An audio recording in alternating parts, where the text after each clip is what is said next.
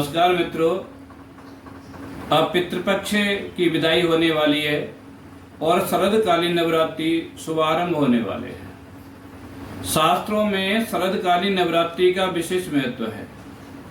वैसे वर्ष में नवरात्रि जो है 4 बार आते हैं। आप सबको ज्ञात होगा कि 4 बार नवरात्रि आते हैं, 2 बार प्रकट रूप से आते हैं, 2 बार गुप्त रूप से आते हैं। यानी नवरात्रि पर्व यही ऐसा है जो वर्ष में 4 बार आता है। इसलिए माँ की उपासना करने का सौभाग्य हम सबको वर्ष में 4 बार प्राप्त होता है। वैसे माँ का जो वाहन है सिंह है, सभी जानते हैं, पर ज्योतिष शास्त्रों में जब नवरात्रि शुभारंभ होता है तो जिस दिन से शुरू होता है उसके अनुसार ज्योतिषीय मत अनुसार पृथ्वीवासियों के भविष्य के फल कहे गए हैं।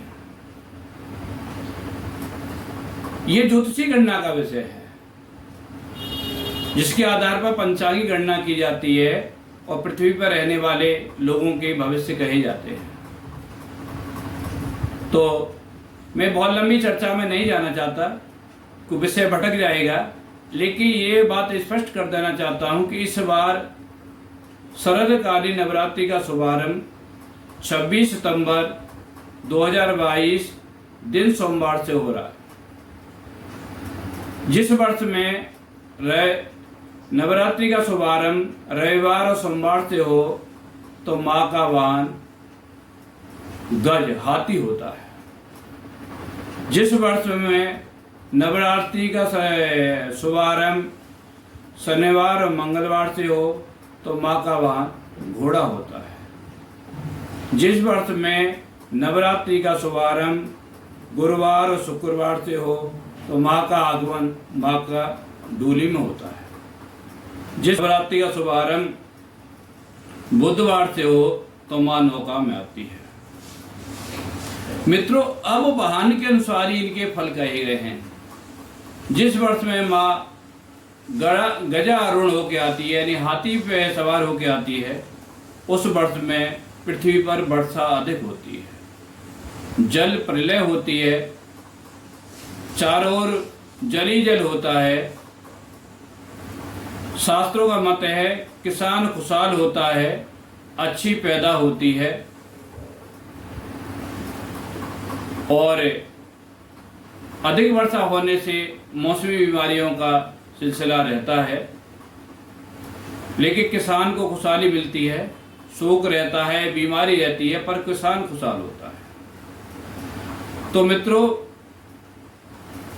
ये आगमन की बात है। इसके बाद गमन 10वीं तिथि तक नवरात्रि की बात कही जाती है, यानी प्रतिपदा से लेकर 10वीं तिथि तक हम नवरात्रि पर्व मनाते हैं।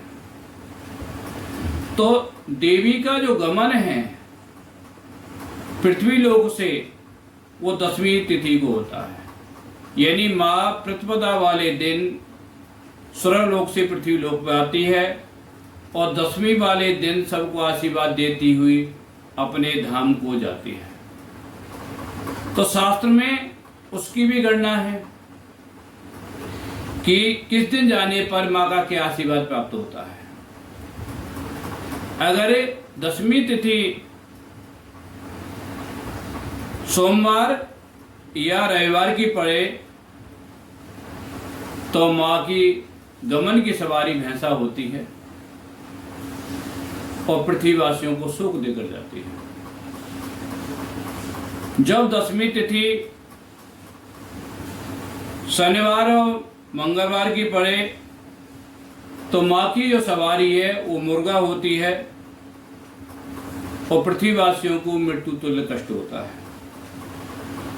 जब 10वीं तिथि बुधवार और शुक्रवार की पड़े तो माँ की सवारी गमन की सवारी हाथी होती है और पृथ्वी पर प्रबल वर्षा होती है, किसान के घर धन धान्य की वृद्धि होती है। जब 10वीं तिथि गुरुवार की पड़े तो माँ की सवारी है गमन की सवारी डोली होती है, यानी माँ पृथ्वी लोक से डोली में जाती है सभी को आशीर्वाद देती हुई। तो पृथ्वी पर अनेक प्रकार के मंगल कार्य होते हैं, यानी सभी को माँ के सभी प्रकार सभी साधकों को सिद्धि प्राप्त होती है। सभी की कामनाएं पूर्ण होती है। तो मित्रों, इस बार जो दशमी तिथि है वो बुधवार की है। तो बुधवार और शुक्रवार को जब दशमी तिथि पड़े तो माँ की गमन की सवारी है, हाथी होती है। यानी विचार करिए, इस वर्ष में आगमन हाथी पर है और माँ का गमन भी हाथी पर है। तो इसलिए वर्षा के प्रबल योग बनेंगे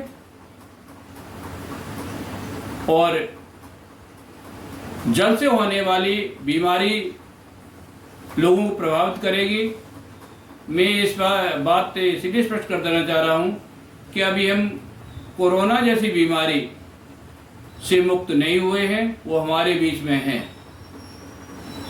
तो समाज में बीमारी का सिलसिला तो रहेगा, लेकिन धन धान्य की वृद्धि माँ के आशीर्वाद से हम सबको प्राप्त होगी, जिससे महंगाई दर कम होगी, किसानों के भंडार पूर्ण होंगे।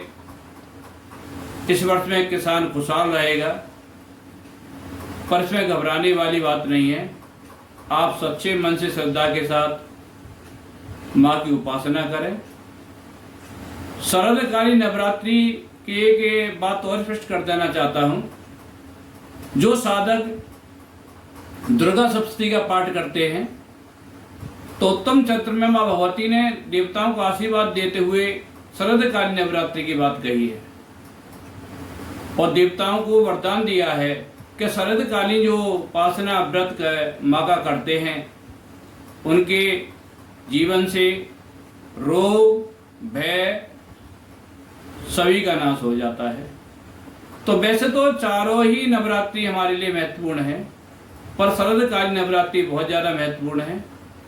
तो आप सबसे निवेदन है कि माँ की साधना मन से करें, जिससे कि बीमारी हमारे जीवन में न रहे, शत्रुओं का नाश हो और हमारा राष्ट्र प्रगति करे, हमारा सनातन धर्म प्रगति करे, हम जीवन में अग्रसर रहें। नमस्कार।